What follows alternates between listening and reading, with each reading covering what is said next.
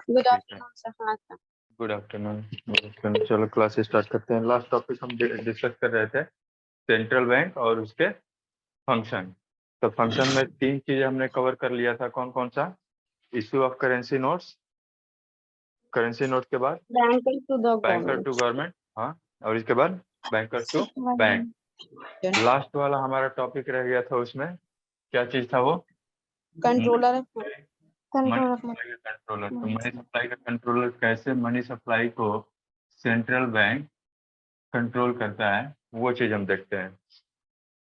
तो money supply को control करने के लिए हमारे पास क्वालिटेटिव और क्वांटिटेटिव टूल्स हैं।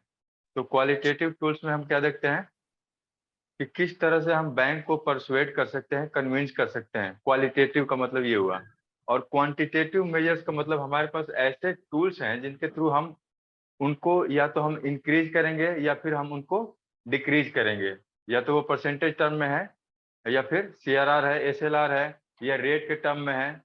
तो ये हमारे पास ये क्वांटिटी के टर्म्स में है। तो हम उस क्वांटिटी में या तो इंक्रीज करेंगे या डिक्रीज करेंगे। और इंक्रीज और डिक्रीज करने से किस तरह से मनी सप्लाई में इंक्रीज और डिक्रीज होगा, वो चीज हम देखेंगे। तो सबसे पहला उसमें हमारा क्या है? रेपो रेट, यही है। हाँ सर। तो रेपो रेट को एक और नाम बोलते हैं, क्या बोलते हैं तुम लोग को पता है? नो रीपर्चेज एग्रीमेंट बोलते हैं इसको, रीपर्चेज एग्रीमेंट। एग्रीमेंट। तो रीपर्चेज एग्रीमेंट का क्या मतलब होता है? जैसे मतलब ये मेरे पास जो पेन है, जिस पेन से मैं लिख रहा हूँ, तो मैंने ये पेन धनंजय को दे दिया। तो धनंजय को मैं जब दूंगा तो धनंजय इसके बदले मुझे पैसा देगा, ठीक है। और एक टाइम के बाद ये पेन मैं धनंजय से वापस ले लूंगा और फिर धनंजय को पैसा वापस कर दूंगा, ठीक है। तो बेसिकली रेपो रेट में हम अभी तक यही पढ़ते आए हैं ना, कि ये एक रेट होता है जिसपे सेंट्रल बैंक कमर्शियल बैंक को लोन देता है फॉर शॉर्ट टर्म एक्टिविटीज। तो ये अपने जगह पे सही है, शॉर्ट टर्म पर्पज से यूज होता है। शॉर्ट टर्म के लिए कमर्शियल बैंक सेंट्रल बैंक से मनी बोरो करती है, और जिस रेट पे इंटरेस्ट चार्ज किया जाता है वो हमारा रेट क्या होता है? Repo rate. लेकिन ये काम कैसे करता है? ये रीपर्चेज एग्रीमेंट होता है। तो रीपर्चेज एग्रीमेंट में क्या है कि इसमें गवर्नमेंट सिक्योरिटी के बेसिस पे बैक किया जाता है। कमर्शियल बैंक क्या करता है कि गवर्नमेंट सिक्योरिटीज किसको देता है? RBI को। तो RBI उसके बदले क्या देती है? कमर्शियल बैंक को लोन देगी, लोन देती है। ठीक है। तो लोन मनी के फॉर्म में देगी, क्योंकि इनको शॉर्ट टर्म में नीड्स है, कैश की रिक्वायरमेंट है, और इसकी वजह से ये अप्रोच कर रहे हैं RBI को। तो RBI के पास हमें देने होते हैं कमर्शियल बैंक को गवर्नमेंट सिक्योरिटीज। तो गवर्नमेंट सिक्योरिटी डिपॉजिट हो जाएगा ऑन द बेसिस ऑफ ये एग्रीमेंट कि ये हम जो भी डिपॉजिट कर रहे हैं सिक्योरिटी, हम उसको रीपर्चेज कर लेंगे, हम उसको फिर से बाई कर लेंगे। तो जब फिर से बाई करेंगे तो इट मीन्स क्या है कि फिर मनी का फ्लो कमर्शियल बैंक से वापस चला जाएगा किसको? RBI को। तो इसी को बोलते हैं रीपर्चेज एग्रीमेंट। तो अब समझ में आया कि कैसे मनी का इनफ्लो और आउटफ्लो हो रहा है कमर्शियल बैंक से और सेंट्रल बैंक के बीच में। ये रीपर्चेज एग्रीमेंट के थ्रू काम कर रहा है। और हमें यहाँ पे ये समझना है कि the rate at which interest is charge by central bank on commercial bank for short term lending to commercial bank. Is it clear? Yes sir. Yes sir. अब इसमें हमें ये देखना है कि मनी सप्लाई में इसका क्या रोल है, ये कैसे मनी सप्लाई को कंट्रोल करता है। तो मनी सप्लाई में हम सबसे पहले मनी क्रिएशन वाला पार्ट हम पढ़े थे। मनी क्रिएशन और मनी मल्टीप्लायर का कंसेप्ट हमने देखा था। तो मनी मल्टीप्लायर कैसे काम करता है? 1/CRR या LRR, ठीक है। तो हमने जब ये देखा तो एक परसेंटेज हमने क्या देखा कि यहाँ पे रख दिया जाता था, और वो परसेंटेज डिसाइड करता था कि इनिशियल डिपॉजिट का कितना टाइम्स हम मनी क्रिएट कर सकते हैं इकोनॉमी में। भाविका समझ में आ रहा है? ठीक है। तो ये हो गया तुम्हारा मनी मल्टीप्लायर का कॉन्सेप्ट। तो हमने देखा कि अगर 20% यहाँ, तो 1/20 कितना आ रहा था? 5 टाइम आ रहा था ना। 1/20% करोगे तो 1/20 इंटू 100 होगा ना। परसेंटेज की क्लास चल रहा है ना। तो ये आ गया तुम्हारा 5 टाइम्स। तो 5 टाइम्स हम इनिशियल डिपॉजिट का क्रिएट कर सकते हैं। अगर हमारे पास 1000 इनिशियल डिपॉजिट है, इट मीन्स कि हम कितना टाइम क्रिएट कर सकते हैं? 5000। क्रिएट ठीक है, हाँ। तो इतना हम क्रिएट कर सकते हैं। तो अब हम रेपो रेट के टर्म्स में देखेंगे तो रेपो रेट से क्या है कि रेपो रेट का अगर हम रेट इंक्रीज कर दें, तो रेपो रेट का रेट इंक्रीज करेंगे तो बोरोइंग की कैपेसिटी क्या होगी? या सर एक तरह से इंक्रीज हो ये जाएगी, डिसइंसेंटिवाइज कम करेगा हो कि अब जाएगी। हाँ, कम हो जाएगा। तो बोरोइंग यस सर। कैपेसिटी जब कम हो जाएगी तो बैंक के पास क्या है? मनी का फ्लो कम आएगा। तो यस जब सर। बैंक के पास मनी का फ्लो कम आएगा तो वो अगेन क्या है कि ये वाले अगर सीआरआर पे हम चले या मनी मल्टीप्लायर कंसेप्ट पे देखें तो हम देखेंगे कि वो मनी क्रिएशन की कैपेसिटी उनकी कम हो गई। कम हो रही है। मैं यहाँ पे सीआरआर पे ये मनी मल्टीप्लायर पे क्यों आ रहा हूँ? बात समझ में आ रही है? क्योंकि हमारे पास यहाँ पे जैसा कि इनिशियल डिपॉजिट से ही मनी क्रिएट कर रहे हैं ना। तो इट हाँ मीन्स कि सर। अगर ये जो भी बोरोइंग होगी आरबीआई से तो उसको अब लोन के फॉर्म में क्रिएट किया जाएगा। तो यहाँ यस पे रेट इंक्रीज कर दिया जाएगा तो इनकी बोरोइंग कैपेसिटी कम हो जाएगी और फिर ये डिक्रीज हो लेंडिंग जाएगी। एक्टिविटी में कम इन्वॉल्व होंगे। अब ये कंप्लीट बेसिक मैंने इसको डिटेल में इसलिए समझाया कि अब यही प्रोसेस तुम्हारा अब आगे वाले में भी हम डिस्कस करेंगे और सेम कंसेप्ट वही चलेगा। रेपो रेट के बाद क्या है? Reverse repo rate. Bank rate. ठीक है, चलो बैंक रेट ही डिस्कस कर लो। अरे नहीं सर ना लॉन्ग टर्म के लिए बस होगा। चलो ठीक है, वही चीज है। यहाँ पे तुम्हारा रेपो रेट शॉर्ट टर्म के लिए था, रिवर्स या रेपो बैंक रेट तुम्हारा हो गया लॉन्ग टर्म के लिए।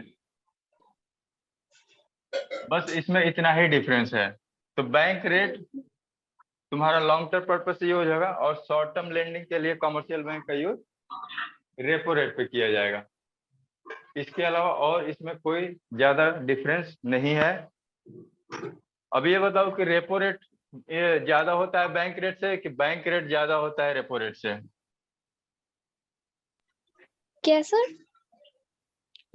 बैंक रेट ज्यादा होता है या फिर रेपो रेट ज्यादा होता है?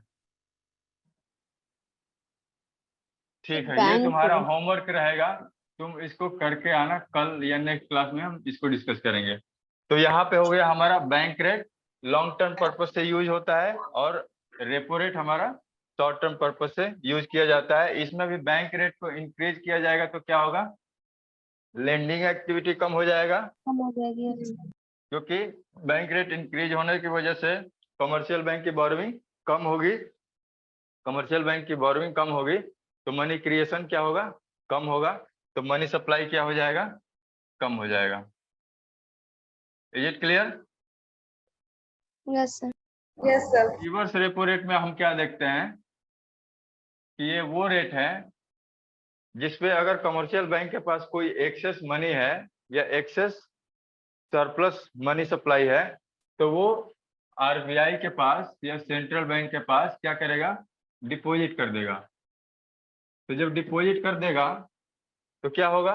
जब डिपॉजिट करेगा तो उस पर इंटरेस्ट मिलना चाहिए। Yes sir. तो हाँ वो सर। जिस रेट से इंटरेस्ट मिलता है वो हमारा होता है रिवर्स रेपो रेट। अब ये बताओ कि रिवर्स रेपो रेट से ज्यादा होता है कि कम होता है? तो सर ये क्या पूछ रहे थे समझ में नहीं आ रहा। डाब्लू रहने दीजिए इसको। कुछ नहीं ये समझ में आ रिवर्स रहा। रेपो रेट समझ में आ गया और मनी सर सप्लाई रिवर्स कैसे? रेपो रेट, ये रेपो रेट बैंक रेट सा समझ में आ रहा है, लेकिन ये ज्यादा कम क्या होता है ये नहीं समझ में आ रहा। वो तो रेट है ना, तो और कभी ये भी तो अच्छा, ज्यादा तुम कंसेप्ट अभी कम। भी हम वहीं लोग भी अटके जानते हुए हो, थे। वहीं अटके हुए हो। चलो ठीक है, मैं थोड़ा सा और इसको एलेबोरेट कर देता हूँ। सपोज कर लो यहाँ पे रेपो रेट 5% है, ठीक है? हाँ। तो जब यहाँ 5% था तो वहां पे जितना कमर्शियल बैंक बोरो कर सकता था वो एक टाइम पे, और यहाँ पे जब रेपो रेट बढ़ा के 10% कर दिया गया तो अब यहाँ पे जो इंटरेस्ट पे करना होगा कमर्शियल बैंक को अब ज्यादा पे करना होगा। ज्यादा तो करना होगा। Yes sir. तो जब ज्यादा पे करना होगा तो यहाँ पे कमर्शियल बैंक क्या होगा?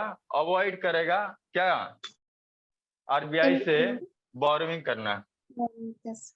तो जब आरबीआई से बोरोइंग करने के लिए इसको डिसइंसेंटिवाइज किया गया तो अब यहाँ पे कम बोरोइंग होने की वजह से ये फर्दर कमर्शियल बैंक लेंडिंग में एक्टिविटी में काम करते हैं ना, वो फर्दर जो भी उनका बोरोइंग होगा वो क्या काम करेंगे? कमर्शियल बैंक का काम क्या है? एक्सेप्टिंग डिपॉजिट और lending advances, loans and advances.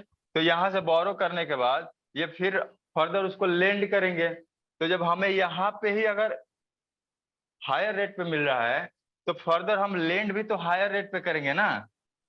तो जब फर्दर हायर रेट पे लेंडिंग होगी तो इससे क्या होगा कि तुम्हारा मनी का जो सप्लाई होगा वो कम हो जाएगा, क्योंकि यहाँ पे मनी क्रिएशन कैपेसिटी ही कम हो जाएगी। पहली बात कि हम यहाँ पे उतना ज्यादा बोरो करेंगे ही नहीं, और यहाँ पे कमर्शियल बैंक अगर यहाँ पे अगर बोरो करती भी है तो क्या होगा कि यहाँ पे जो भी पब्लिक है कमर्शियल बैंक से इस रेट पे अवॉइड करेगी लेना, क्योंकि ये क्या हो रहा है, कॉस्टली पड़ रहा है।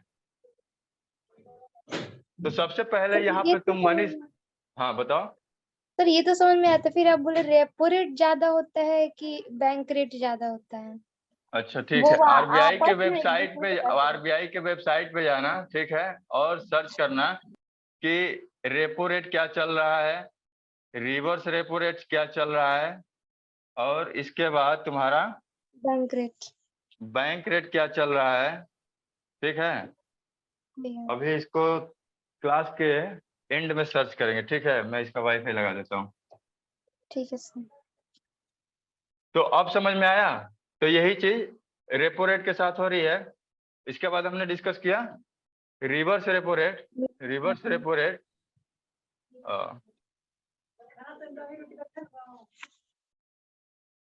रिवर्स रेपो रेट, तो इसमें भी मान के चलो कि अगर 4% का रेट चल रहा है, अगर इसको इंक्रीज करके 5% किया जाए तो क्या होगा, जो कमर्शियल बैंक है वो और ज्यादा यहाँ पे डिपॉजिट करना चाहेगी, क्योंकि यहाँ पे क्या होगा, इंटरेस्ट ज्यादा मिल रहा है इनको।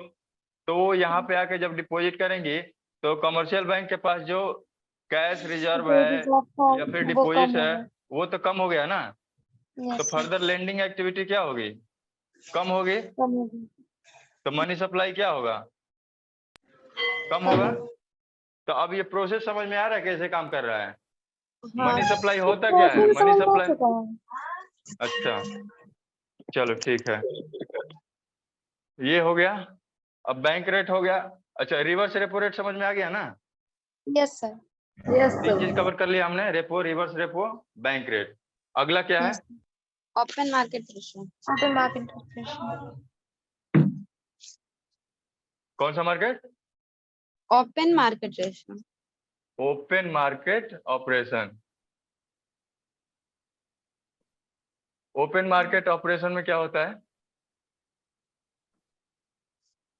गवर्नमेंट सिक्योरिटीज की बाइंग और सेलिंग की जाती है। तो ये बाइंग और सेलिंग किसके किसके बीच में होता है,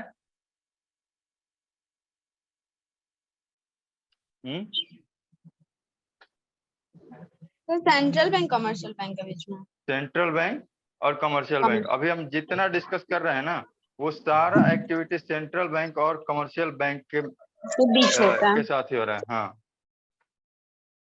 तो ये हो गया open buying and selling of government security by central bank from to public as well. ठीक है, इसमें पब्लिक के साथ भी गवर्नमेंट सिक्योरिटीज की बाइंग और सेलिंग होती है। ठीक है, तो इसमें पब्लिक भी है और कमर्शियल बैंक भी है, ध्यान रखना। From and to, from and to मतलब पब्लिक से बाई भी करेगी और जरूरत पड़ेगा तो पब्लिक को सेल भी करेगी। कमर्शियल बैंक से भी वही चीज होगी। अब किस केस में बाई करेगी और किस केस में सेल करेगी, अब यहाँ पे मनी सप्लाई वाला कॉन्सेप्ट, क्योंकि हम कंट्रोलिंग ऑफ मनी सप्लाई देख रहे हैं ना, तो ये एक और तरीका है मनी सप्लाई को कंट्रोल करने का। तो जब ओपन मार्केट में गवर्नमेंट सिक्योरिटी को आरबीआई बाई करेगी, तो जब बाई करेगी तो क्या होगा, सर मनी सप्लाई इंक्रीज हो जाएगा। ज्यादा हो। हाँ सर मनी हाँ, सप्लाई बताओ। इंक्रीज। मनी सप्लाई इंक्रीज होगा, एग्जैक्टली, क्योंकि आरबीआई के पास ये क्या आ जाएगा, गवर्नमेंट सिक्योरिटी और आ जाएगी। और इनके पास से मनी मनी का चला फ्लो, जाएगा। मनी का फ्लो इनके पास चला जाएगा। Yes sir. तो मनी सप्लाई यहाँ पे क्या हो गया, इंक्रीज हो गया। और अपोजिट केस में अगर हमने सेल कर दिया गवर्नमेंट सिक्योरिटी को, किसको, पब्लिक को या फिर कमर्शियल बैंक को, तो उस टाइम पे क्या मनी होगा, सप्लाई कम मनी होगा। का जो फ्लो है वो वापस इधर आ जाएगा, यस आएगा सर। ना। तो यस फिर सर। मनी सर्कुलेशन क्या हो जाएगा, कम हो कम। जाएगा। कम हो जाएगा। Simple, easy, clear. हाँ सर। Yes sir. लास्ट है तुम्हारा कौन सा, लीगल रिजर्व रिक्वायरमेंट। इसमें तुम्हारा लीगल रिजर्व रिक्वायरमेंट सीआरआर और एसएलआर दिया है। तो सीआरआर और एसएलआर ऑलरेडी हम लोग डिस्कस कर चुके हैं। क्या होता है, ये कैश डिपॉजिट होता है आरबीआई के पास, जो यस कमर्शियल बैंक करती है, और ये एक पर्टिकुलर रेशियो में होता है। किसका, NDTL, net demand and time liability का एक पोर्शन कमर्शियल बैंक किसके पास डिपॉजिट करती है, आरबीआई के पास। तो जब आरबीआई के पास डिपॉजिट करती है तो सीआरआर पे इंटरेस्ट रेट मिलता है कि नहीं मिलता है, ये बताओ। No sir. नहीं मिलता है ना, नहीं। चलो गुड है। इस पे कोई इंटरेस्ट नहीं मिलता है क्योंकि इनको, कमर्शियल पर्पस के लिए। हाँ, क्योंकि ये रिजर्व रेशियो है जो इनको मैंडेटरी है, एनी हाउ इनको डिपॉजिट करना ही करना है, ताकि ओवर लेंडिंग न किया जा सके। और एसएलआर तुम्हारा गवर्नमेंट सिक्योरिटी के फॉर्म में या फिर लिक्विड एसेट के फॉर्म में डिपॉजिट करना, किसके पास रखना होता है, कमर्शियल बैंक खुद अपने पास रखती है। और ये लिक्विड एसेट क्या हो सकते हैं, गोल्ड हो सकते हैं, या गवर्नमेंट सिक्योरिटी हो सकती है, ट्रेजरी बिल हो सकता है, और कैश इटसेल्फ, कैश भी इसमें इंक्लूड होगा। तो मनी सप्लाई करना, इंक्रीज करना होगा तो क्या करेंगे हम, इन रेशियो को इंक्रीज करेंगे कि डिक्रीज करेंगे। सर डिक्रीज सर मनी करेंगे। सप्लाई इंक्रीज हो। हाँ, money sir supply decrease increase करेंगे। करना होगा तो क्या करेंगे हम, सीआरआर एसएलआर के डिक्रीज साथ करेंगे। डिक्रीज डिक्रीज करेंगे, तो हमारा मनी सप्लाई विल इंक्रीज हो जाएगा। और अगर हमें मनी सप्लाई डिक्रीज करना हो तो सीआरआर एसएलआर डिक्रीज को करना इंक्रीज होगा तो करेंगे। तो डिक्रीज कर देंगे इन दोनों टर्म को। इंक्रीज कर देंगे, ठीक है, क्लियर। इतना ही था इन दोनों चीजों में। नेक्स्ट क्या है, सर नेक्स्ट मार्जिन रिक्वायरमेंट है ना। Margin requirement. मार्जिन रिक्वायरमेंट क्या होता है, सर ये डिफरेंस होता है मार्केट वैल्यू ऑफ एसेट्स की और लोन के मार्केट बीच में। सिक्योरिटीज। ठीक है, क्या होता है धनंजय, अच्छा नहीं पता, ठीक है। जब भी हम लोन लेने के लिए बैंक में जाते हैं तो बैंक को एज ए कोलेटरल सिक्योरिटी देना पड़ता है। कोलेटरल हाँ सिक्योरिटी सर। क्या होती है, कोई भी सर हमारा गिरवी लैंड का टाइप का डॉक्यूमेंट रखा हो सकता है, प्रॉपर्टी का डॉक्यूमेंट हो सकता है, या फिर कोई भी एक एसेट्स हो सकता है, जो क्योंकि गिरवी के रूप में उनको रखा एज ए कोलेटरल सिक्योरिटी के फॉर्म में उनको ये चाहिए होता है, on the basis of that they can provide you loan amount. तो बिना कोलेटरल का वो अमाउंट लोन एंड एडवांसेज नहीं दे सकते हैं। तो जो ये सिक्योरिटी का वैल्यू है, सिक्योरिटी मतलब चाहे लैंड हो, बिल्डिंग हो, कोई भी कोलेटरल, तो उस कोलेटरल के एवज में बैंक निर्धारित करती है कि कितना इनको लोन दिया जाए, ठीक है। तो हाँ मार्जिन का क्या मतलब होता है, अगर इस प्रॉपर्टी की वैल्यू जिसे एज ए कोलेटरल के रूप में दिया जा रहा है फॉर द ऑब्टेनिंग लोन, तो कमर्शियल बैंक को अगर बोल दिया जाए कि अगर किसी प्रॉपर्टी की वैल्यू जिसके बदले आप लोन देने जा रहे हो उसका 100 करोड़ वैल्यू है, 100 करोड़, तो आप उसका केवल 60% ही लोन रिलीज कर सकते हो। तो आरबीआई सेंट्रल बैंक क्या करती है, ये मार्जिन का जो रिक्वायरमेंट है उसको अप और डाउन कर सकती है। कभी बोल दे कि आप up to 70% of the value of security loan दे सकते हैं। हाँ बताओ। सर जो कोलेटरल सिक्योरिटी की वैल्यू होती है वो हमेशा लोन से ज्यादा होती है। हाँ बिल्कुल होगी। मान लो तुम्हारे पास अगर एक 100 करोड़ की प्रॉपर्टी होगी तो लोन में 100 करोड़ का थोड़ी दूंगा, मैं लोन 100 करोड़ का थोड़ी दूंगा। उसमें जो भी मार्जिन की रिक्वायरमेंट है, मैं 100% कभी भी लोन नहीं मिलता है। एक होता है टर्म LTV, ये होता है तुम्हारा लोन टू वैल्यू, ये होता है LTV ratio, loan to value ratio. तो एलटीवी रेशियो तुम्हारा हर कोलेट्रल का, अगर तुम प्रॉपर्टी की बजाय अगर गोल्ड को एज ए कोलेट्रल सबमिट कर रही हो, तो गोल्ड का मार्जिन रिक्वायरमेंट या फिर एलटीवी रेशियो अलग होता है। तो गोल्ड के बदले अगर तुम्हारा 100 का गोल्ड है और 24 कैरेट का है, तो उस पर रेशियो रख दिया जाएगा कि आपको जो लोन टू वैल्यू रेशियो है वो 60% होगा। तो अगर 100 का गोल्ड है तो आपको लोन कितना मिलेगा, 60 का। 40 आपका मार्जिन रहेगा। मार्जिन का मतलब समझते हो ना, डिफरेंस। Yes sir. हाँ डिफरेंस, सर। ठीक है। तो ये तो लोन लूट के भागते हैं तो उनका प्रॉपर्टी जब्त किया जाता है ना। सर इसलिए तो हाँ, कोलेटरल होता है। सिक्योरिटी दे रहा है। हाँ, यही कोलेटरल सिक्योरिटी होता है कि कोई भी लोन, विजय माल्या का केस तुम लोग को पता है ना। Yes sir. विजय माल्या, माल्या माल हो गया ना। तो कोलेटरल का क्या एक कंसेप्ट होता है कि कोई भी कोलेटरल अगर डिपॉजिट होता है तो उसका रजिस्ट्रेशन होता है। तो कोई भी एक प्रॉपर्टी के बदले उस पे तुमको एक से ज्यादा लोन प्रोवाइड नहीं किया जा सकता है। विजय माल्या के केस में क्या हुआ, एक ही कोलेटरल के बेसिस पे डिफरेंट बैंक से कई सारे अमाउंट निकाल लिए गए। मतलब उसका चेक नहीं हुआ होगा, कैसे कर लिया था वो? तो अब फ्रॉड ऐसे ही होता ये है ना, पता कहीं ना कैसे कहीं चलता किसी। होगा कि सर पता कैसे करेंगे तो कि मतलब रजिस्ट्रेशन कहाँ पे करते हैं, सबकी पता नहीं चला होगा दूसरे बैंक को? चलो ये बात की चीज है, ये बाद में कभी डिस्कस करेंगे। ये एक सर अपना है शेरशाही, यहीं पे जितने भी कोलेटरल आइटम है उनका रजिस्ट्रेशन किया जाता है। ठीक है, हाँ बताओ। यस। अच्छा यही पूछना था हमको। अच्छा ठीक है, पहले ही मैं समझ गया। चलो ठीक है। सर आज ही समझ जाइए अपनी भावनाओं को हम लोगों की। क्या क्लास बंद कर दें, यही नो है। सर। No sir. नहीं, मतलब हम लोग को पूछने से पहले ये बता दीजिए। नहीं सर, आपका क्लास मादक में खा बोर नहीं होते, जाएंगे। बाकी सब में बोर होता है। क्या चीज?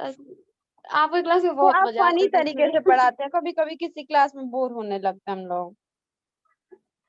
अच्छा, मेरी क्लास में बोर होते हो तुम लोग? और अरे आपकी क्लास में नहीं होते नहीं हैं। अच्छा, किसी आपके किसी क्लास क्लास में में। कब। हाँ यस सर।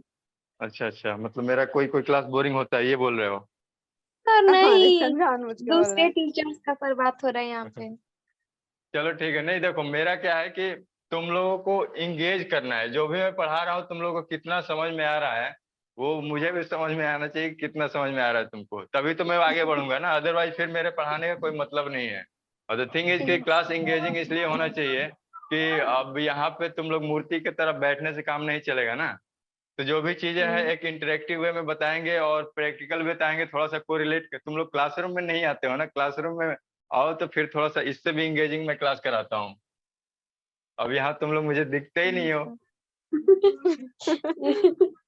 और यहाँ कैमरे पे भी तुम लोग का वीडियो ऑफ रहता है, तो यहाँ से भी नहीं पता चलता है, बस सुनाई देता है। चलो ठीक है, कोई दिक्कत नहीं है। तो हम मार्जिन पे बात कर रहे थे ना। चलो, तो मार्जिन वाला कंसेप्ट क्लियर हो गया। हाँ हाँ। सर। तो मार्जिन से हम मनी सप्लाई को कैसे कंट्रोल करते हैं, हम ये देखते हैं। तो कैसे कंट्रोल होगा मनी सप्लाई जब को? अगर मार्जिन हमें इंक्रीज होगा तो मनी सप्लाई को अगर डिक्रीज करना होगा तो हम क्या करेंगे, मार्जिन मार्जिन को को इंक्रीज कर इंक्रीज कर देना। देंगे। और मनी सप्लाई को अगर इंक्रीज करना होगा तो मार्जिन को हम डिक्रीज डिक्रीज कर कर देना। देंगे। तो अभी तक मैंने जितना डिस्कस किया फ्रॉम बिगनिंग क्या था, repo rate, reverse repo rate, bank rate, market, open market open market operation, operation, CRR, SLR, और ये मार्जिन लास्ट वाला कौन सा था हमारा, मार्जिन रिक्वायरमेंट। Margin requirement. तो मार्जिन रिक्वायरमेंट हमारा किस में जाता है? ये भी हमारा क्वांटिटेटिव में ही है ना। क्वालिटेटिव में जाता है सर। मार्जिन तो क्वांटिटेटिव कहीं में पे है। क्वालिटेटिव दिखा रहा है, कहीं पे क्वांटिटेटिव दिखा रहा है, समझ में नहीं इसको किस नहीं में सर, रखूं? सर मैं बताऊं, ये मार्जिन क्वालिटेटिव में जाता है। एक मिनट देख लेते हैं। मेरे हिसाब से मार्जिन तो ऐसे ऐसे बुक में दिया हुआ है, मार्जिन तो देखो ना, रिक्वायरमेंट ये चीज क्वालिटी। खुद ही देखो, दोनों चैप्टर में अलग अलग ही दिया है। चलो इसको देख नहीं लेंगे। अगर देखो लॉजिकली तुम देखोगे तो इसमें भी हमारा एक क्वांटिटेटिव टर्म्स आ रहा है ना। हमने इसको ये सब 60%, 50%, एक पर्टिकुलर अमाउंट इसमें निर्धारित कर रहे हैं। तो इस वजह से ये क्वालिटेटिव में कैसे जा रहा है उसको हम देख लेंगे, बाकी ये क्वांटिटेटिव मेजर में भी जा सकता है। ठीक है, तो अगर yes, एमसीक्यू आए तो थोड़ा सा इसको ध्यान रखना कि उसमें हम ध्यान रखना कैसे अगर अटेम्प्ट करोगे, 3 को तो ऐसे ही आइडेंटिफाई करना कि वो क्वालिटेटिव में है या क्वांटिटेटिव में है, वो वहीं से आइडेंटिफाई हो जाएगा कि ये किस में जा रहा है। और अगर हाँ 3 क्वालिटेटिव का दिया है तो वहां से अलग से ही आइडेंटिफाई हो जाएगा कि ये क्वांटिटेटिव में जा रहा है, ये क्वालिटेटिव में जा रहा है। यहाँ थोड़ा सा अपना लॉजिक यूज करना, ठीक है। बाकी बुक के ठीक हिसाब से अभी इसको मार्जिन रिक्वायरमेंट को किस में डालोगे, क्वांटिटी क्वालिटेटिव में ही डालो, क्वालिटेटिव में ही डालो, क्वालिटी क्वालिटेटिव में डालो, हाँ लिख लो। तो ठीक ये है हो गया हमारा सारा क्वालिटेटिव में। तो अब from the beginning to last quantitative हमने स्टडी किया ना, तो क्वांटिटेटिव में हमने मनी सप्लाई में सब में एक ही चीज देखा कि अगर मनी सप्लाई को डिक्रीज करना है तो जो भी हमारा रेट है हमको उसे इंक्रीज करना है। रिवर्स रेपो रेट में भी यही हुआ था, इंक्रीज किए थे तो मनी सेंट्रल में को चला गया कमर्शियल बैंक से, तो वहां पे भी डिक्रीज हुआ। और जहां पे भी मनी सप्लाई हमें इंक्रीज करना है तो ये सारे रेट को हम क्या करेंगे, डिक्रीज डिक्रीज कर देंगे। तो ये समराइज हो गया, इजी हो गया। यस चलो नेक्स्ट हमारा है, छोटा छोटा आइटम है। पहला है मोरल शोषण। मोरल का मतलब क्या है, हाथ से जोड़ के विनती करते हैं, इसमें रिक्वेस्ट करते हैं, कौन, आरबीआई, ठीक है।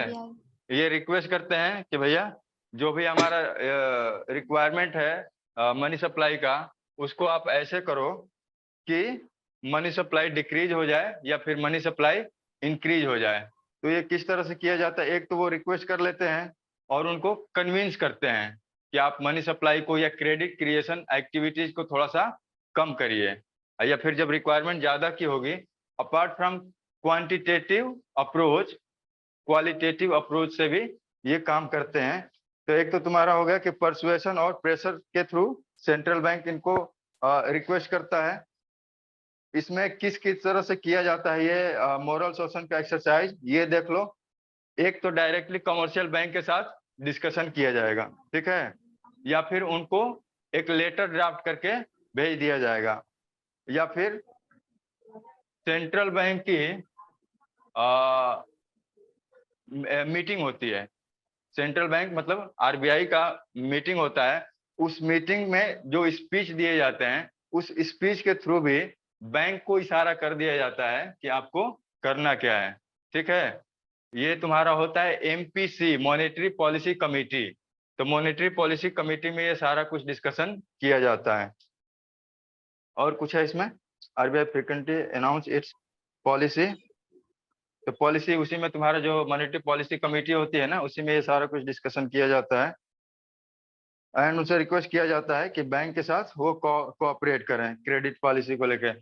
तो सिंपल इसमें यही हमें समझना था कि जो मोरल शोषण है उसमें सेंट्रल बैंक कमर्शियल बैंक से रिक्वेस्ट करता है, उनको कन्विंस करता है कि आप क्रेडिट कंट्रोल के लिए क्या क्या एक्टिविटी कर सकते हैं। उनको ये निर्देश दिया जाता है, निर्देश नहीं, उनको रिक्वेस्ट किया जाता है। निर्देश वाला लाइन या टॉपिक अगला है, तो उनको रिक्वेस्ट दिया जाता है, समझ गए। नेक्स्ट वाला है selective credit control. Selective credit control, इसमें क्या करते हैं, यहाँ पे कोई रिक्वेस्ट नहीं होता है, यहाँ सीधे इनको डायरेक्शन दिया जाता है कि आपको ये चीज करना है। यहाँ पे हमने रिक्वेस्ट किया तो बैंक के ऊपर ये चीज था कि वो फॉलो करें ना करें। अगर वो फॉलो नहीं भी किए तो उनके ऊपर किसी भी तरह की कार्रवाई नहीं किया जाएगा, कोई पेनल्टी चार्ज नहीं किया जाएगा, लीगल एक्शन नहीं लिया जाएगा किसी भी कमर्शियल बैंक के ऊपर। लेकिन सेलेक्टिव क्रेडिट कंट्रोल की जब बात आती है, सीधे उनको डायरेक्शन दिया जाता है, you have to do this act, act जैसा मैं बता रहा हूं आपको ऐसे एक्ट करना है। तो उनको जब एक्ट करना होता है तो इस चीज में अगर वो फेल हुए तो फिर उनके ऊपर कार्रवाई की जाती है। तो डायरेक्शन इसमें क्या है, एक पॉजिटिव डायरेक्शन भी हो सकता है और एक निगेटिव Negative डायरेक्शन भी हो सकता है। तो पॉजिटिव डायरेक्शन में क्या है कि बोल दिया जाएगा कि जो भी एग्रीकल्चर सेक्टर है आप उस पे फोकस कीजिए और इनको लोन्स और एडवांसेस ज्यादा दीजिए। एजुकेशन सेक्टर को बढ़ावा दीजिए, एजुकेशन सेक्टर में आप लोन्स को इंक्रीज कीजिए। समझ गए? निगेटिव में क्या होगा, या फिर इसी तरह ये पॉजिटिव में ये और भी तुम्हारे सेक्टर्स होंगे, उनको बोला जाएगा आप इस पर्टिकुलर सेक्टर पे फोकस करिए। निगेटिव में क्या है कि उनको बोला जाएगा कि कोई एक पर्टिकुलर सेक्टर है, सेगमेंट है, आप इसको लोन मत दीजिए। फॉर एग्जाम्पल टोबैको इंडस्ट्री है, ठीक है, तो आप टोबैको इंडस्ट्री को लोन्स एंड एडवांसेस देना बंद कीजिए। ठीक है, तो ये तुम्हारा प्रायोरिटी सेक्टर हो गया, एग्रीकल्चर हो गया, एजुकेशन हो गया, ये पॉजिटिव चीजें हो गई। और निगेटिव में अगर किसी पर्टिकुलर सेक्टर को रेस्ट्रिक्ट करना है in terms of money supply, तो क्या करेंगे, उनको मना कर देंगे कि आप इस एग्रीकल्चर जो भी सेक्टर है, मान लो यहाँ पर टोबैको सेक्टर हमने एग्जांपल लिया, तो आप वहां पे रेस्ट्रिक्ट करेंगे मनी सप्लाई को। चलो, तो यहाँ पे चीजें क्लियर हो गई, क्वांटिटेटिव मेथड और क्वालिटेटिव मेथड। हाँ सर। चलो, कमर्शियल बैंक और सेंट्रल बैंक का कुछ डिफरेंस दिया है, तो इसको फटाफट देख लेते हैं। सेंट्रल बैंक का मीनिंग तो क्लियर है और कमर्शियल बैंक का भी मीनिंग क्लियर है। सेंट्रल बैंक क्या है, सुप्रीम अथॉरिटी है, एपेक्स बॉडी है, और जितने भी इसके फंक्शन देखे वही इसके डेफिनेशन के पार्ट है। फंक्शन में क्या है, 4 पार्ट जो हमने देखा, issuer of currency, government bank और बैंकर्स बैंक, और कंट्रोल ऑफ इसके बाद चौथा वाला मनी सप्लाई को कैसे कंट्रोल करना है, ये वाला चीज। ये तुम्हारा सेंट्रल बैंक। कमर्शियल बैंक मतलब वही एक्सेप्टिंग डिपॉजिट और लेंडिंग एक्टिविटीज। स्टेटस क्या है एपेक्स इंस्टीट्यूशन सेंट्रल बैंक का, और ये है कि merely unit in banking structure. तो ये हमारे कई सारे बैंक होंगे, ये हमारा सेंट्रल बैंक एक होगा और कमर्शियल बैंक एक से ज्यादा होंगे। ऑनरशिप क्या होगा, सेंट्रल बैंक गवर्न किया जाएगा किसके साथ, गवर्नमेंट के द्वारा, लेकिन जो कमर्शियल बैंक है उसका ऑनरशिप किसके पास होगा, owned and govern by government और प्राइवेट सेक्टर। प्राइवेट बैंक भी होते हैं, ठीक है, तो सेंट्रल बैंक केवल गवर्नमेंट के द्वारा रेगुलेट किया जाएगा, ऑन किया जाएगा, लेकिन प्राइवेट बैंक या फिर कमर्शियल बैंक ये डिपेंड करता है कि उसका owner government as well as private owner भी हो सकता है। सेंट्रल बैंक का ऑब्जेक्टिव क्या है कि ये पब्लिक इंटरेस्ट में काम करेगा विदाउट प्रॉफिट मोटिव, लेकिन कमर्शियल बैंक प्रॉफिट मोटिव से काम करेगा। Issue of currency central bank का है, no power to issue currency, ठीक है। लास्ट टाइम एक पॉइंट आया था ना, प्रोड्यूसर ऑफ करेंसी, हम जब पढ़ रहे थे, तो यहाँ से क्लियर हो रहा है ना कि मनी क्रिएशन वाला काम कमर्शियल बैंक करता है, लेकिन जब भी प्रोड्यूसर की बात आई तो वो गवर्नमेंट या फिर सेंट्रल बैंक ही होगा।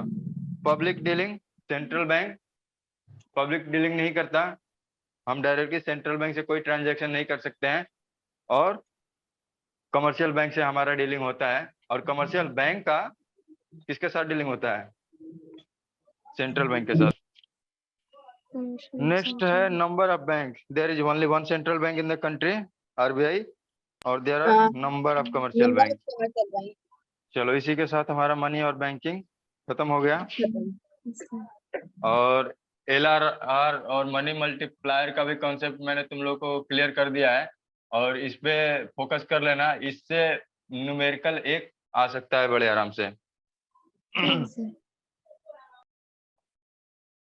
देखो, ये स्क्रीन विजिबल है तुम लोग को? Yes sir. Yes sir. यहाँ पे पॉलिसी रेट दिख रहा है, यहाँ रेपो रेट दिख रहा है, हाँ कितना है सर, उतना अच्छे से नहीं दिखा, बस 6.50 है क्या? 6.50। हाँ, मेरे को देखते हैं। इसके बाद तुम्हारा यहाँ पे देखो बैंक रेट दिख रहा है, हाँ सर, 6.75। 6.75 सर। और यहाँ पे ये रिवर्स रेपो रेट दिख रहा है 3.35। 3.35 तो अब यहाँ से ऐसे समझो, जब हम कमर्शियल बैंक के पास जाते हैं, मतलब जो भी हमारा बैंक अकाउंट है, जब बैंक के पास जाते हैं तो जो सेविंग डिपॉजिट हमारा अकाउंट होता है, सेविंग अकाउंट, उस पे हमें जो रेट ऑफ इंटरेस्ट मिलता है वो, और हम लोन मांगते हैं उस पे रेट ऑफ इंटरेस्ट किस पे कम और किस पे ज्यादा होता है? लोन का इंटरेस्ट ज्यादा होता है, जब हम बोरो करते हैं उसका रेट ऑफ इंटरेस्ट ज्यादा होता है ना।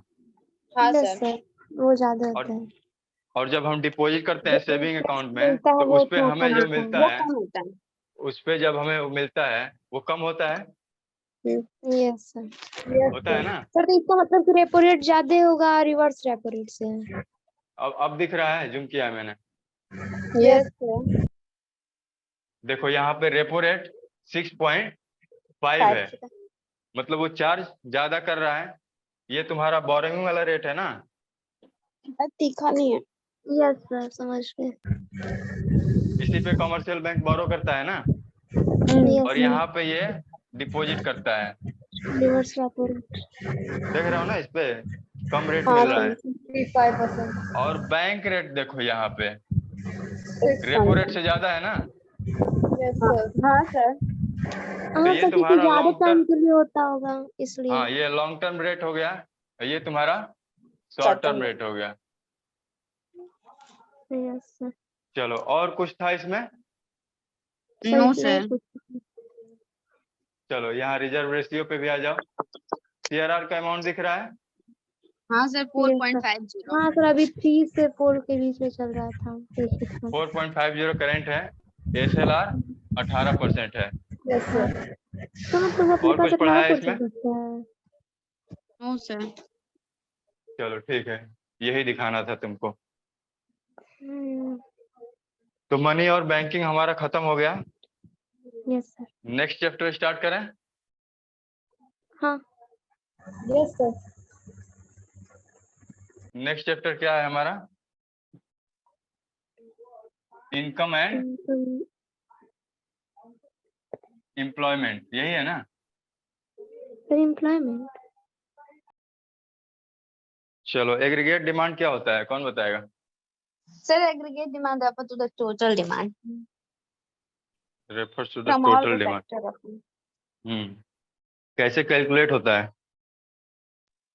Add equal to C plus I, C plus consumption plus investment.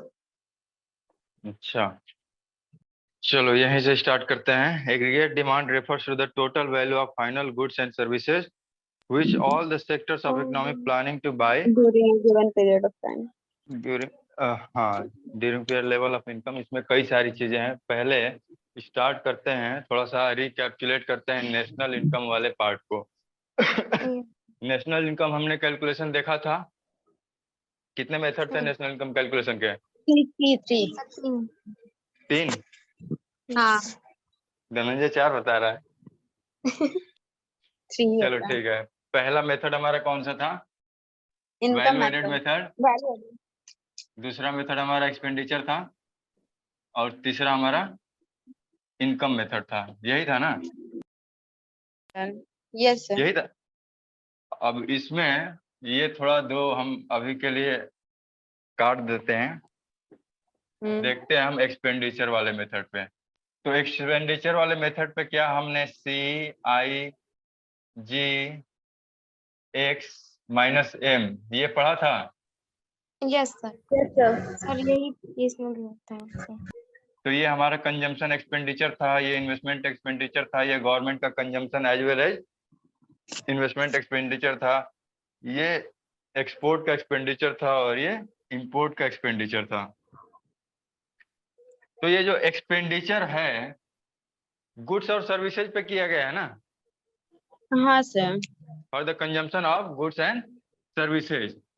तो जब हमने ये एक्सपेंडिचर किया तो क्या ये हम ये गुड्स और सर्विसेज का डिमांड किए होंगे? हाँ सर, तभी तो कंजम्पशन हुआ है। तो डिमांड किए होंगे, तो एक इकोनॉमी में एग्रीगेट डिमांड का मतलब यही हुआ कि जितने भी गुड्स एंड सर्विसेज हैं अगर उनका एग्रीगेट किया जाए, एग्रीगेट मतलब टोटल किया जाए, टोटल तो वो निकल के आएगा हमारा एग्रीगेट डिमांड। डिमांड। अब इस एग्रीगेट डिमांड में चीजें देखने वाली हैं कि ये हमारा एक फ्लो कंसेप्ट है, ये हम over the period of time measure करते हैं, ठीक है, स्टॉक कंसेप्ट नहीं है। सिंपल इजी एमसीक्यू आएगा कि हमारा एग्रीगेट डिमांड फ्लो कंसेप्ट है कि स्टॉक है, याद रहेगा फ्लो है, क्योंकि जो भी एग्रीगेट डिमांड है, एग्रीगेट डिमांड, ठीक है, और मार्केट डिमांड, क्या दोनों में डिफरेंस है? फर्स्ट क्लास याद है माइक्रो इकोनॉमिक्स और मैक्रो इकोनॉमिक्स का जब डिफरेंस बता रहा था, माइक्रो और मैक्रो। यहाँ पे हम किसका स्टडी करते हैं? Individual, house hold, firms and businesses, यही है ना। और यहाँ मैक्रो में हम क्या देखते हैं? एग्रीगेट लेवल पे जीडीपी, इनकम, इंटरेस्ट रेट और एम्प्लॉयमेंट, इन्वेस्टमेंट और भी बहुत सारी चीजें हैं। तो यहाँ पे मार्केट डिमांड में हम क्या देखते हैं कि पर्टिकुलर एक कमोडिटी मार्केट में किसी कमोडिटी का डिमांड कितना है। तो ये हमारा क्या था? माइक्रो का पार्ट। अब हम यहाँ से निकल चुके हैं, कहाँ पर पहुंचे हुए हैं? मैक्रो में हम पढ़ रहे हैं। तो मैक्रो में हम यहाँ पे क्या देखते हैं कि पूरे इकोनॉमी का एग्रीगेट डिमांड कितना है। पूरे इकोनॉमी का एग्रीगेट डिमांड का मतलब जितने भी इकोनॉमी के सेक्टर्स हैं, कौन कौन से हैं? प्राइमरी, सेकेंडरी और टर्शियरी। तो प्राइमरी मतलब एग्रीकल्चर, मैन्युफैक्चरिंग और सर्विस सेक्टर। तो एग्रीगेट डिमांड पूरे इकोनॉमी में गुड्स एंड सर्विसेज का कितना है, क्या वैल्यू आ रहा है over the period of time, ठीक है, ये कितना आ रहा है। अपार्ट फ्रॉम दैट इसमें भी देखो, जब इनकम नेशनल का कैलकुलेशन कर रहे थे वैल्यू एडेड मेथड से, हमने क्या देखा? फाइनल गुड्स और सर्विसेज का ही वैल्यू इंक्लूड करते थे, जो भी इंटरमीडिएट कंजम्पशन था उसको हम माइनस करते थे। तो यहाँ पे भी जब एग्रीगेट डिमांड का वैल्यू निकलेगा तो यहाँ पे भी फाइनल गुड्स एंड सर्विसेज का ही प्राइस इंक्लूड किया जाएगा। और क्या है इसमें? Total value of final goods and services of all the sector of an economy are planning to buy at a given level of income, ठीक है, planning to buy at a given level of income. अब इसको समझते हैं। Planning to bye का मत समझ रहे हो?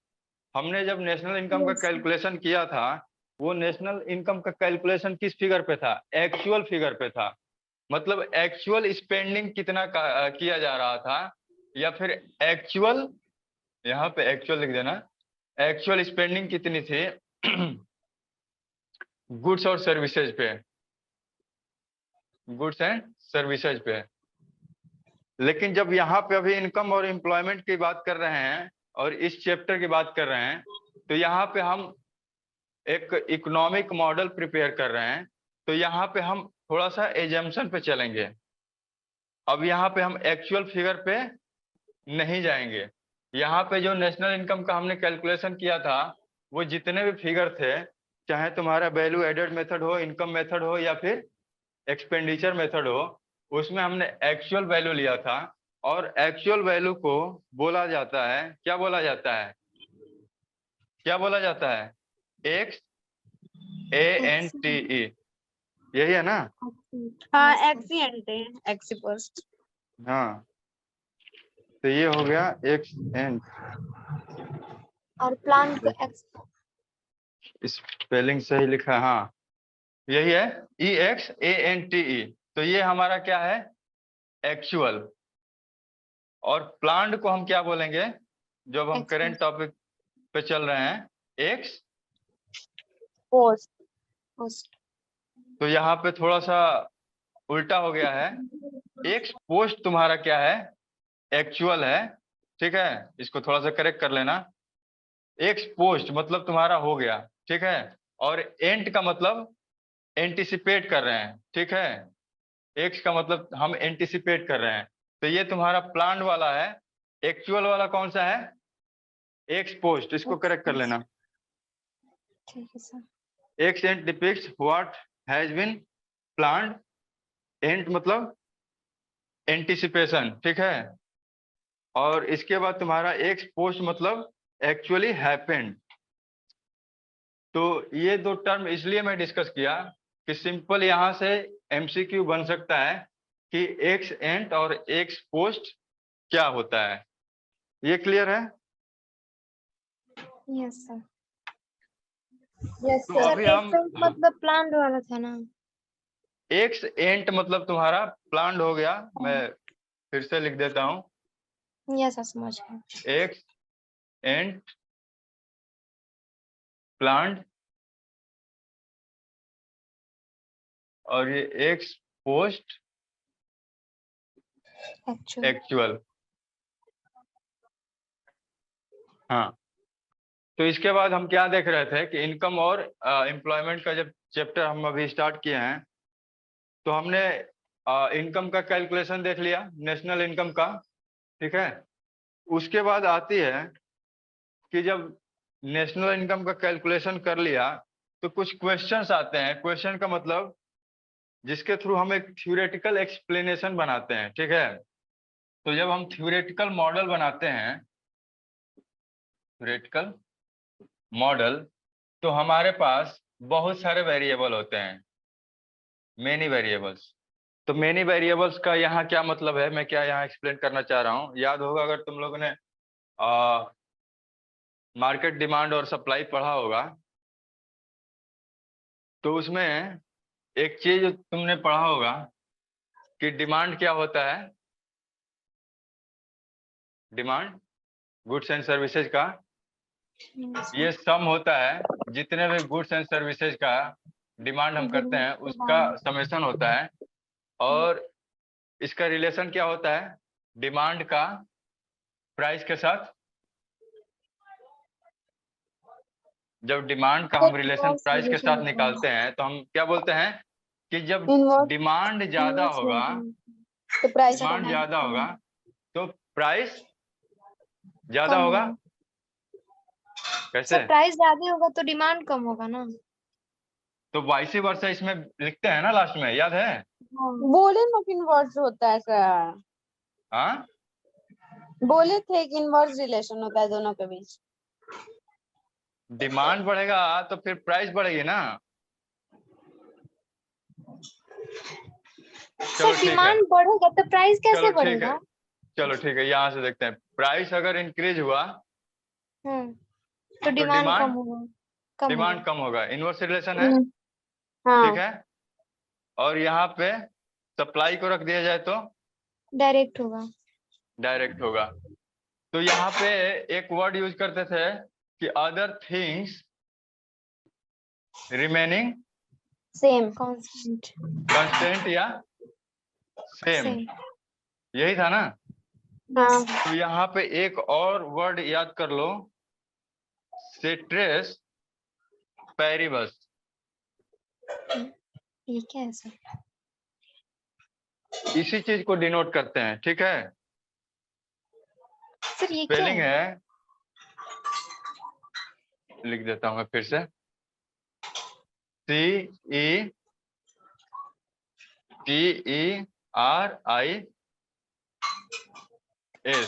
सेट्रेस पैरिबस। इसी को बोलते हैं other things remaining equal. Other things remaining equal. Clear है? तो जब भी डिमांड और प्राइस का रिलेशन हम निकालते हैं तो कुछ चीजों को हम कंस्टेंट में रखते हैं। याद आ रहा है ना? क्योंकि जब तक हम सारे वेरिएबल को अगर एक साथ लेके चलेंगे तो हमारा मैथमेटिकल मॉडल बहुत ज्यादा कॉम्प्लिकेटेड होगा। तो उसको हम सिंपल रखने के लिए जो भी हमारे अदर्स वेरिएबल होते हैं उनको हम कंस्टेंट करके रखते हैं, उनको एज इट इज करके चलते हैं। ये चीज क्लियर है? किसने नो सर बोला है? ऊपर वो वर्ड कौन क्या है? वो सी वाला पूरा वर्ड CETERIS, सिट्रस पेरिबस। यहाँ तक किसको समझ में नहीं आया? किसी ने नो बोला है?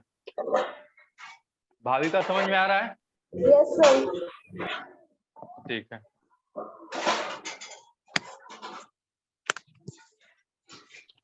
सर सर वो अदर थिंग्स क्या था, थोड़ा एक बार बता देंगे, याद नहीं आ रहा। अदर थिंग्स रिमेनिंग इक्वल, या फिर इसको लिख लो constant. Constant, yes sir. Constant लिख लो।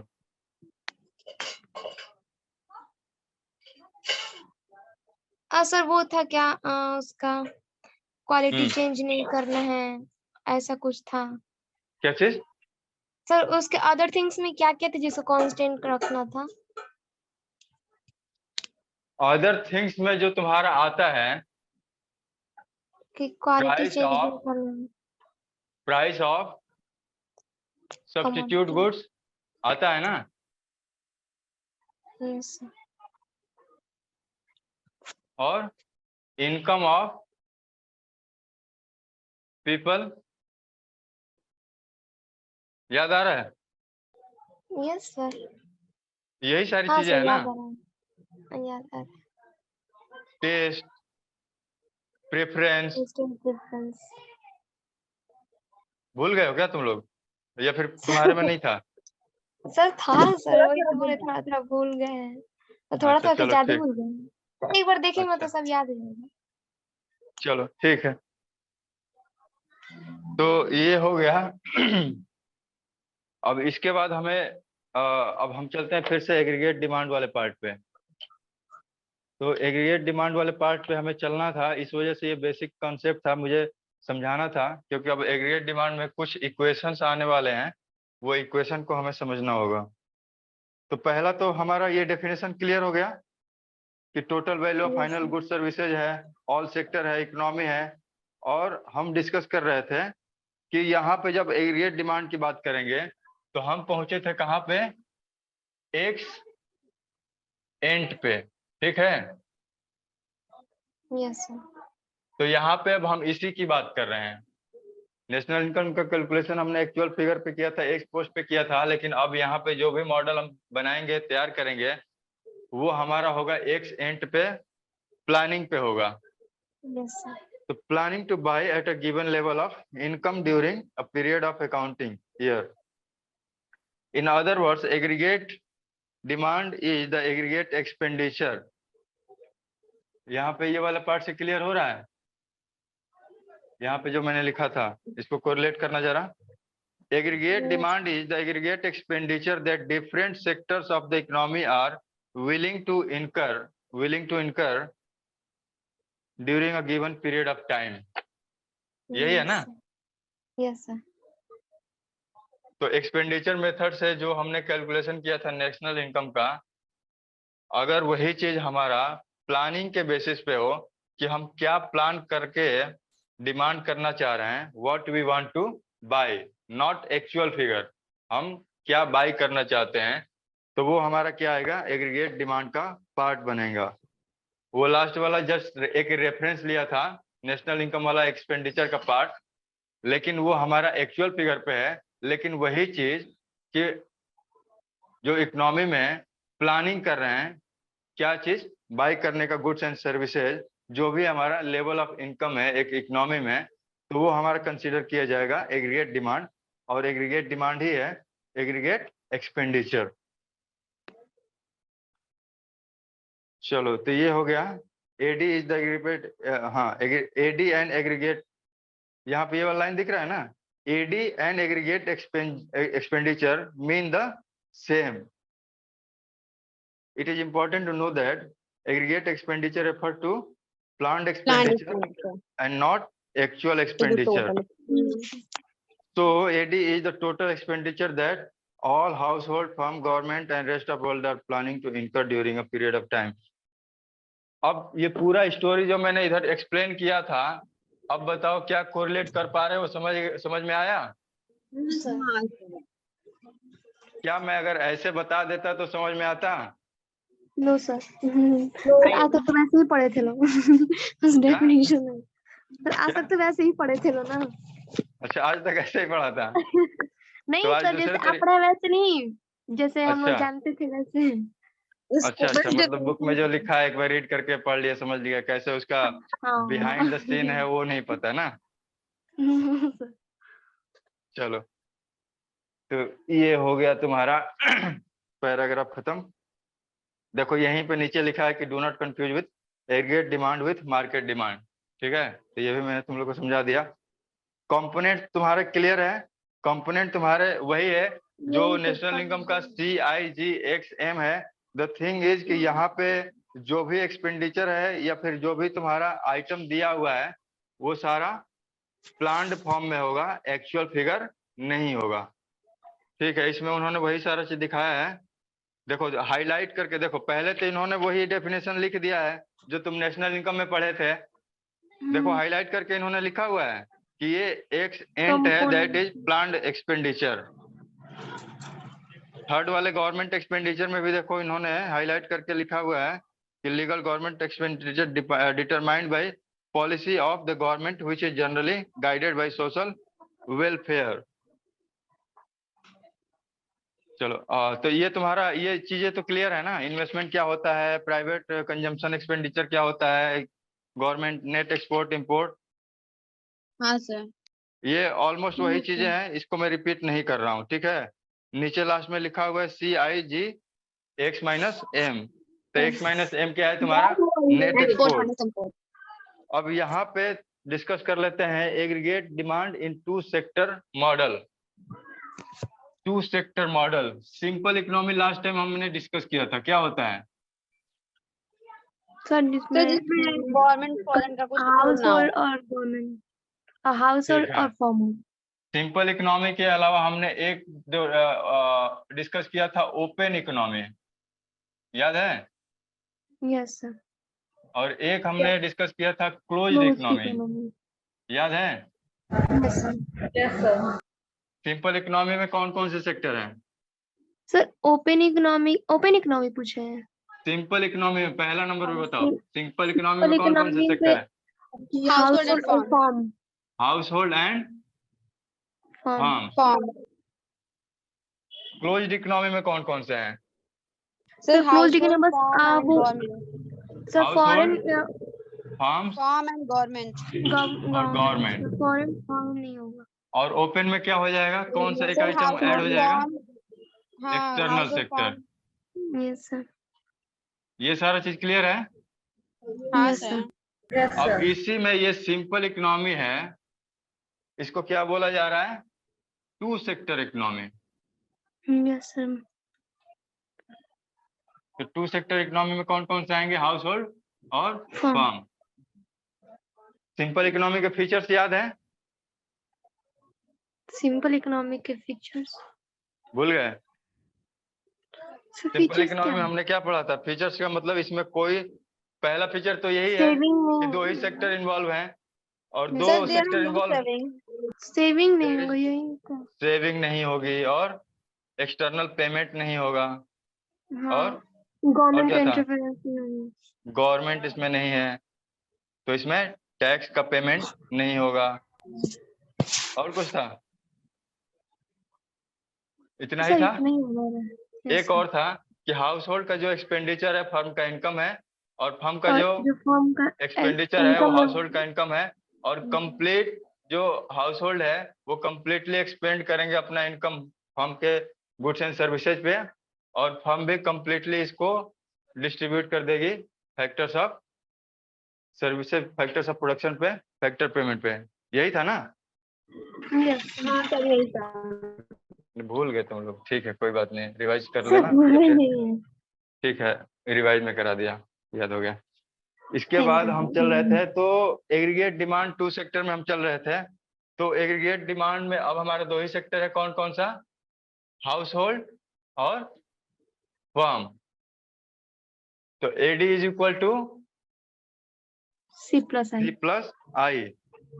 अच्छा, अब थोड़ा सा इसमें और डिस्कस कर लेते हैं C+I में। यहाँ पे दे रहा है कि दो AD has 4 segment, we will assume that there is a closed economy and AD is function of only consumption and expenditure, consumption expenditure और investment expenditure.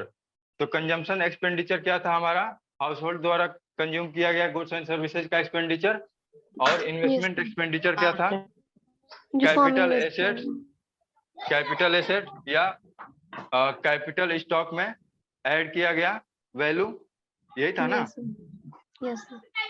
Addition to the stock of physical capital assets, machinery है उसमें, और फिर change in inventory भी था इसमें, capital stock में addition के अलावा चेंज इन इन्वेंट्री का भी हमारा पार्ट था इसमें, इन्वेस्टमेंट एक्सपेंडिचर में। अब यहाँ पे हमारा एजम्पशन क्या है सी और आई का, ये देख लेते हैं। इसका ग्राफ हम बनाते हैं, वहां से इसको हम समझते हैं। ये वाला पार्ट हमारा एडी है, ये वाला पार्ट हमारा इनकम है, इनकम का ही हमारा पार्ट एग्रीगेट डिमांड में एक्सपेंडिचर के फॉर्म में जाता है। अब यहाँ पे ये वाला पार्ट हमारा इन्वेस्टमेंट का है, ये वाला पार्ट हमारा कंजम्पशन का है, और ये वाला पार्ट हमारा एग्रीगेट डिमांड है। एग्रीगेट डिमांड में हमने क्या देखा, ये सी प्लस आई,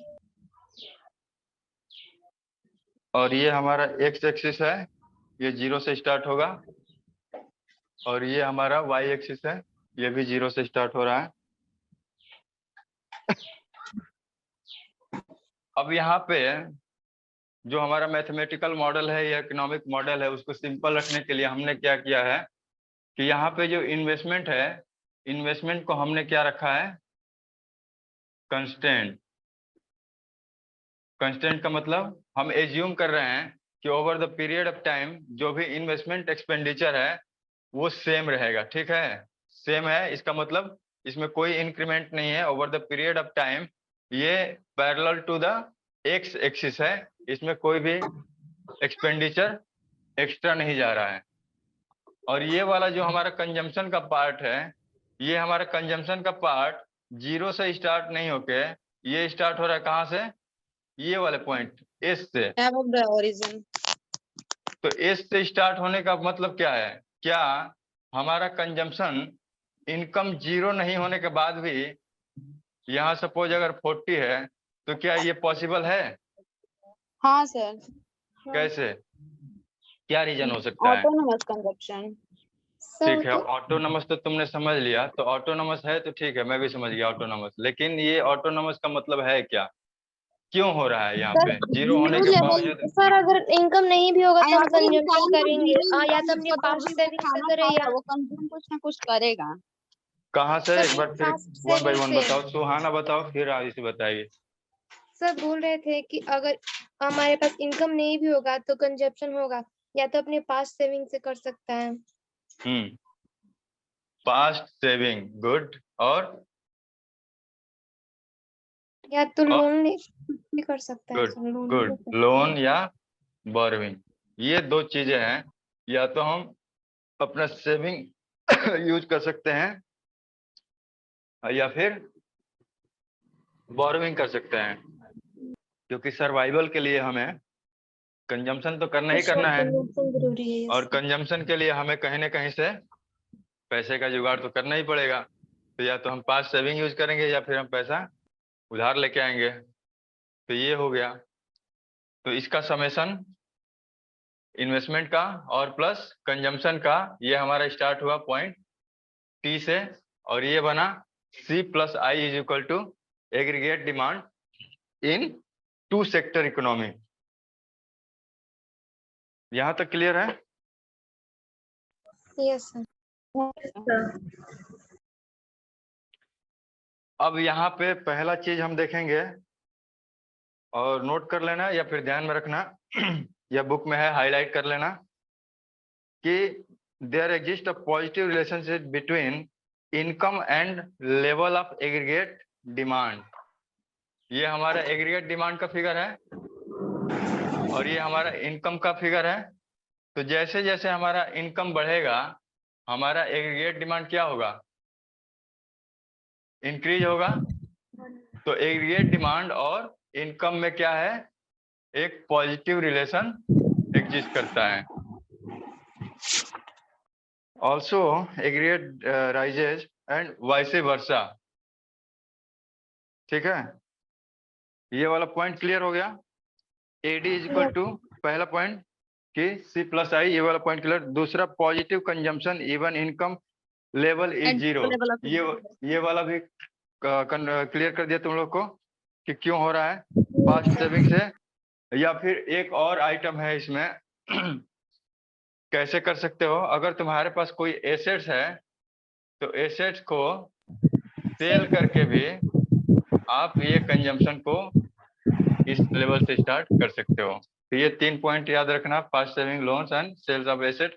यहीं से क्वेश्चन बन जाएगा, एक ऑप्शन दे देगा जो तुम्हारा नहीं होगा। तो ये पॉइंट याद रखना कि अगर इनकम लेवल 0 है तो भी पॉजिटिव कंजम्पशन हो सकता है। स्लोप ऑफ कंजम्पशन कर्व क्या है? कंजम्पशन कर्व हमारा ये वाला है ना, ये वाला स्लोप कंजम्पशन कर्व का। तो हमने क्या देखा कि जैसे जैसे इनकम बढ़ रहा है वैसे वैसे ये भी कंजम्पशन भी हमारा बढ़ रहा है। लेकिन यहाँ पे एक चीज और है जो ध्यान रखने वाली चीज है कि जिस रफ्तार से इनकम बढ़ रहा है वो रफ्तार से हमारा कंजम्पशन नहीं बढ़ेगा, एक प्रोपोर्शनेट रेट से बढ़ेगा। उसको हम क्या बोलते हैं, क्या बोलते हैं?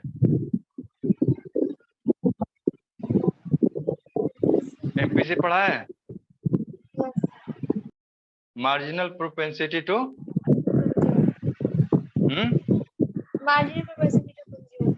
कंज्यूम। तो ये वही चीज है कि हमारा कंजम्पशन तो बढ़ेगा लेवल ऑफ इनकम के साथ। देखो ये हमारा इनकम है, कंजम्पशन यहाँ पे है, ये हमारा इनकम यहाँ पे आ गया, कंजम्पशन हमारा ये वाला पॉइंट है, ये वाला पॉइंट है। इनकम अगर हम यहाँ पे बढ़ा दिए यहाँ इतना, तो कंजम्पशन हमारा कहाँ गया? इतना। कंजम्पशन अगर हम यहाँ पे बढ़ा दिए तो हमारा यहाँ पे इनकम। तो ये वाला जो डिफरेंस आएगा तुम देखोगे कि जैसे जैसे इनकम बढ़ेगा ये डिफरेंस कम होता जाएगा। समझ में आ रहा है? तो ये क्यों हो रहा है कि हमारा इनकम बढ़ रहा है तो कंजम्पशन बढ़ रहा है, लेकिन वो उस रफ्तार से, जो कि एक पर्टिकुलर पॉइंट के बाद हम क्या करना स्टार्ट कर देते हैं? सेविंग करना स्टार्ट कर देते हैं। चलो ये पॉइंट भी क्लियर हो गया। ठीक है, अब अगला वाला ये देखते हैं, slope of autonomous investment. Autonomous investment का मतलब क्या है?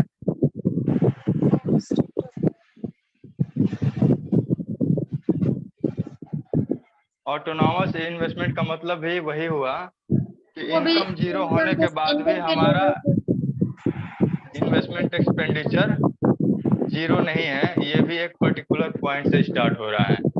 ठीक है? हाँ सर। और इसी को बोलते हैं कि assume to be independent of the level of income. Independent of level of income का मतलब क्या है? इनकम के चेंज होने से उसमें कोई चेंजेस नहीं आएंगे, कोई चेंज नहीं हो रहा है। लेकिन हमारा कंजम्पशन में हम क्या देखे थे, क्या वो इंडिपेंडेंट है? नो सर, वो चेंज हो रहा था। अगर इनकम ज्यादा हो रहा था तो कंजम्पशन भी ज्यादा हो रहा था। कंजम्पशन ज्यादा हो रहा था। चलो ये पॉइंट भी क्लियर हो गया। Starting point of AD curve, तो एडी कर्व का पॉइंट यहाँ से स्टार्ट हो रहा था। चलो इसमें कोई कंफ्यूजन नहीं है। एडी कर्व स्टार्ट फ्रॉम टी सर 5:30। चलो यहीं पे इसको बंद कर देते हैं, बस फिगर के आगे मैं नहीं समझाऊंगा। इसके बाद एग्रीगेट सप्लाई का टाइमिंग है, टाइमिंग बोल रहा हूँ, टॉपिक है। ठीक है, एग्रीगेट सप्लाई। सर अकाउंट का क्लास नहीं चलेगा? अकाउंट का क्लास चलेगा मंडे या ट्यूसडे से। ट्यूसडे से तो नहीं चलेगा, फिर वेडनेसडे चलेगा तो मंडे को चलेगा। अच्छा, नहीं तो सर का अब एक्स्ट्रा क्लास रखेंगे ना, जितना भी क्लास मिस हुआ है बैकअप क्लास कराएंगे तुम लोग का हम। ठीक है सर, क्योंकि सब कुछ हमें कवर करना है विद इन टाइम। ठीक है? ठीक है सर। हाँ बोलो। वो कल जो इंग्लिश का जो सर पीडीएफ पढ़ाए थे वो एक सेकंड रुक जाओ, एक सेकंड रुक जाओ, इसको खत्म कर लेने दो फिर डिस्कस करेंगे। यहाँ पे ये हो गया, लास्ट वाला क्या था? Slope of AD curve. तो एडी कर्व हमारा ये वाला है ना, तो Yes. इसमें भी पॉजिटिव स्लोप है क्या कि इनकम इंक्रीज होगा तो एग्रीगेट डिमांड या एग्रीगेट एक्सपेंडिचर भी इंक्रीज होगा। चलो यहाँ तक अपना हो गया। नेक्स्ट में यहाँ पे एग्रीगेट सप्लाई और हमारा एमपीसी का पार्ट रह गया, एपीएस का पार्ट रह गया, एमपीसी और इसके बाद एमपीएस। ठीक है, तो नेक्स्ट क्लास में वो सारा चीज हम डिस्कस करते हैं।